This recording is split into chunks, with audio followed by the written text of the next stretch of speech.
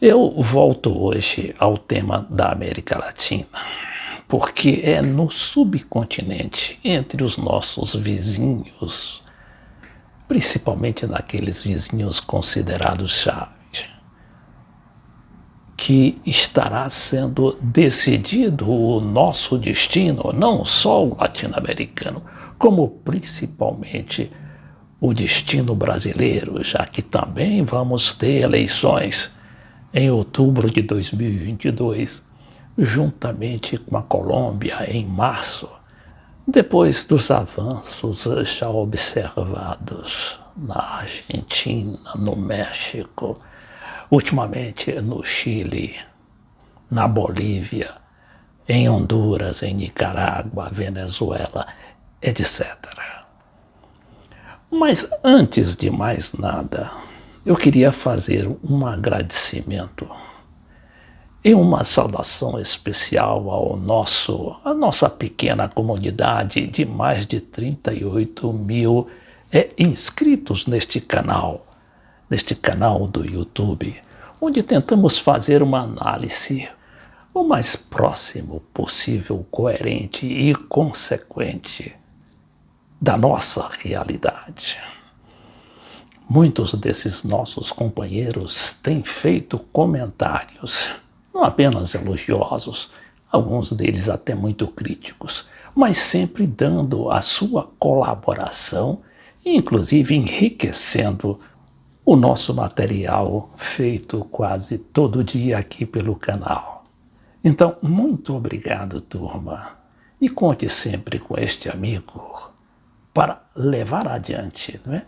Essa mensagem de otimismo em favor de nosso país, de nosso continente e de nosso mundo multipolar, aquele mundo onde vão influir não apenas as superpotências, mas principalmente as potências regionais, como de fato parece já está acontecendo.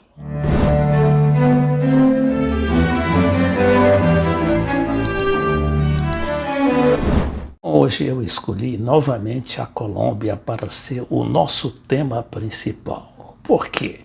Porque a Colômbia voltou a registrar números complicados e até assustadores dos massacres às populações indígenas e principalmente aos líderes sociais que vinham ocorrendo naquele país, sem que isso tenha qualquer tipo de cobertura especial da mídia, né? A mídia tradicional. Aqui a gente pega, por exemplo, o jornal El País, que é um jornal tradicional da Espanha e integra a mídia internacional, e que fala no deslocamento em massa, nos massacres e homicídios lá na Colômbia, né? Os números vermelhos da violência. O país registra em 2021 mais de 90 massacres com 300 mortos. E na falta de dados do mês de novembro, encerra o ano com a taxa de homicídios mais alta desde 2014. Antes que a gente entre neste material aqui de El País, assinado pela jornalista Sally Palomino, eu queria situar como está a Colômbia hoje, né? Colômbia, tradicionalmente, é um país sempre dominado pelas elites, e as elites, no mais das vezes, as oligarquias colombianas, consideradas as mais reacionárias de todo o mundo, né? Principalmente pela sua aliança com o narcotráfico, os que chamam lá de paramilitarismo, e que tem sustentado esses governos nos últimos 50 ou 70 ou 100 anos. E aí a gente começa a mostrar a situação, né, da Colômbia a partir dessa foto aqui, de uma moça carregando um cartaz dizendo que pode colher um país que só semeia mortos. Então diz aqui esse material que haviam passado apenas 11 dias de janeiro de 2020, de 2021, e na Colômbia já se registravam 2 massacres. Em todo 2021, foram 94 massacres com mais de 300 vítimas. A última ocorreu na noite de 26 de dezembro, em Casanare, no oriente do país. 3 camponeses, membros de uma mesma família, foram baleados perto de onde moravam. Apenas umas horas antes, numa região muito próxima, outra matança deixava um saldo de 4 feridos e 3 mortos.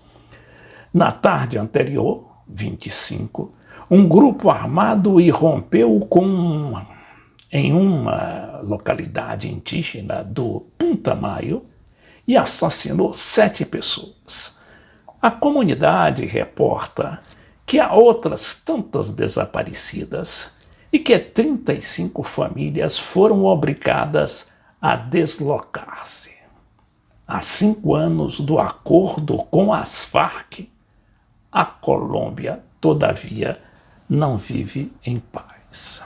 A gente já fez menção aqui várias vezes do fato de que a Colômbia, apesar de lá contar com 9 bases militares, está praticamente sob o comando do Comando Sul dos Estados Unidos. Aquele país hoje, apesar de todo esse aparato militar, continua sendo o maior exportador de drogas, de cocaína, principalmente, para os Estados Unidos, inclusive.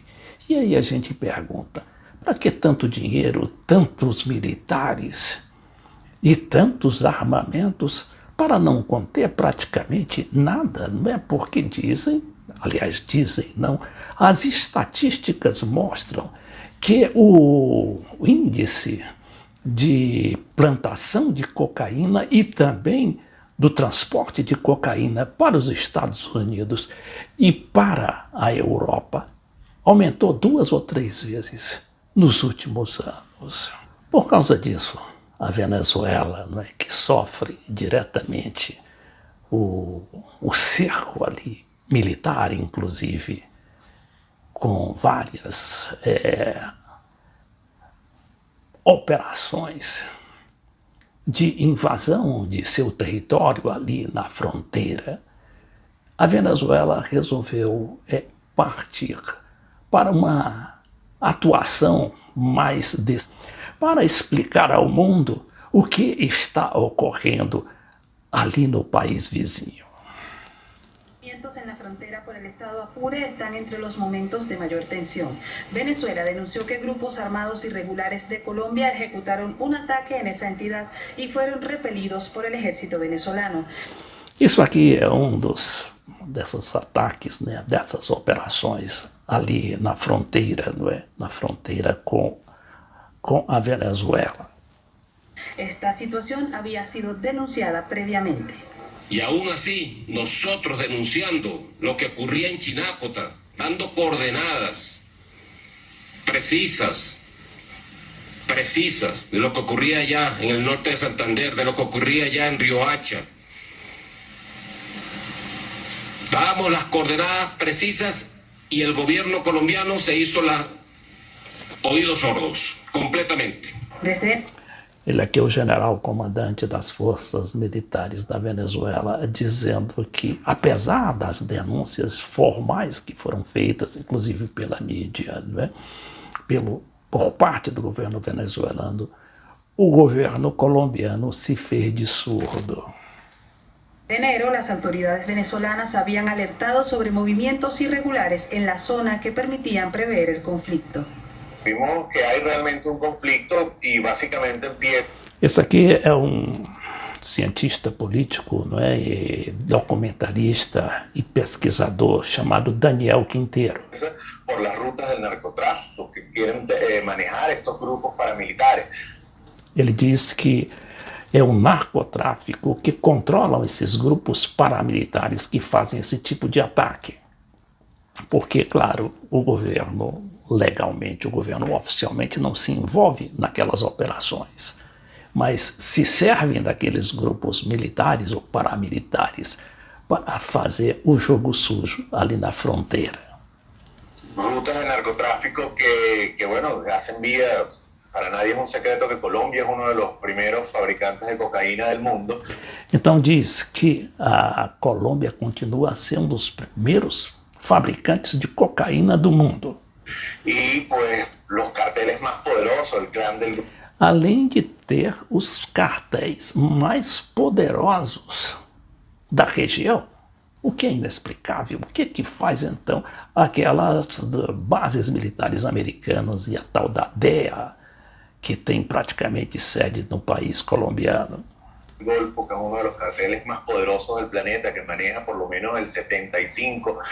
Então ele diz que um desses cartéis controla pelo menos 75 ou 80% do tráfico. 80% del envío de cocaína hacia los Estados Unidos. Do envio de cocaína aos Estados Unidos. Pues quiere controlar estas rutas hacia, digamos, hacia el Caribe, pasando por Venezuela.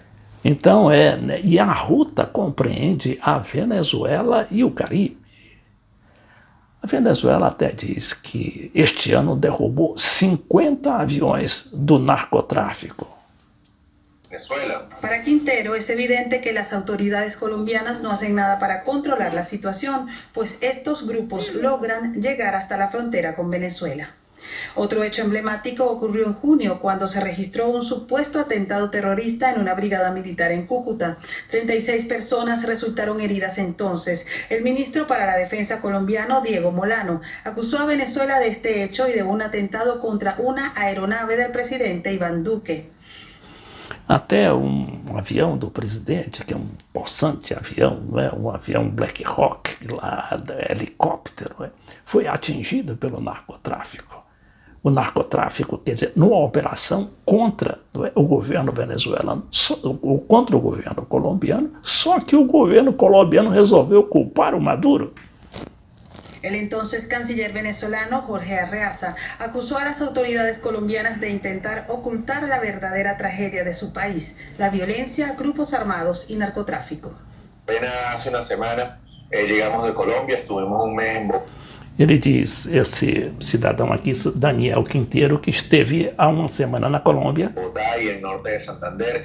Y bueno, e justamente ali na fronteira, no norte de Santander, nuestras fuentes nos estaban hablando efectivamente de que vienen atentados dentro de Colombia, que vienen falsos positivos para generar... dizendo que vem mais do que ele chama de falsos positivos, que são justamente a utilização de pessoas, para forjar atentados, forjar assassinatos e outras coisas.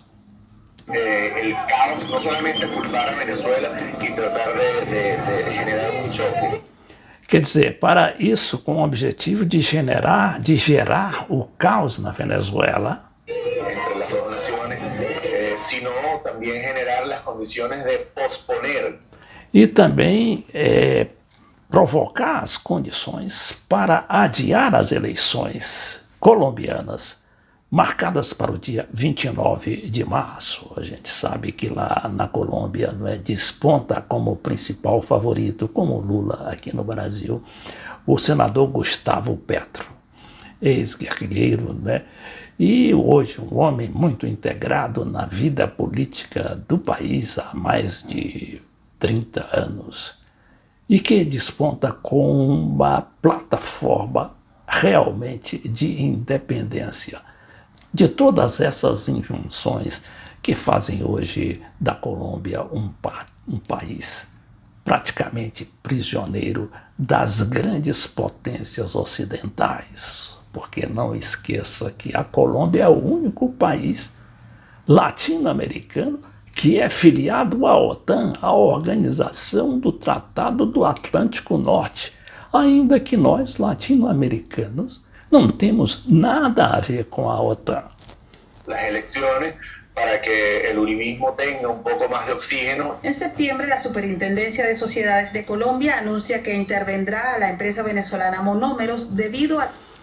Então, não satisfeito com isso, o governo colombiano, claro que com o apoio quase que declarado dos Estados Unidos, começou até a expropriar empresas venezuelanas com sede ali na Colômbia, como a Monómeros, uma empresa petrolífera e de petroquímica. Então, é por causa de todo esse contexto que o chanceler da Venezuela, claro que sob os auspícios do presidente da República e do próprio parlamento, foi ao Twitter anunciar a disposição do país em levar à ONU a situação colombiana, para que o mundo não só tome conhecimento, mas que também debata o que está acontecendo naquele país vizinho.